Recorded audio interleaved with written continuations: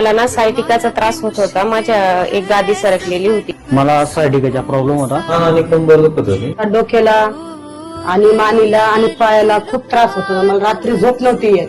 पाण्यामध्ये मणक्याचा प्रॉब्लेम होता, नंतर कमरेमध्ये पण होता. मला मणक्याचे पाय सेट ऑपरेशन करावं लागेल. कंबरेचा पेन पूर्ण चालू झाला. तो पेन माझ्या पूर्ण पोटरीपर्यंत होता. मला मानेच्या मणक्याची गादी बाहेर आली होती. अशी 1 मिनिट सुद्धा शांत बसून मला समजत नव्हतं. डोकं दुखायचं, चक्कर यायची, घरात काही काम करू शकत नव्हते. आता मला व्यवस्थित बसता येते, मांडी घालता येते, नाही का, मुंग्या वगैरे पूर्ण राहिल्या नाही. एकदम परफेक्ट 100% आनंदी, 101% आनंदी झालो. जवळजवळ 90-95% आराम झालाय. आता मला शांतपणे झोप येते. कामधंदा सारे होते.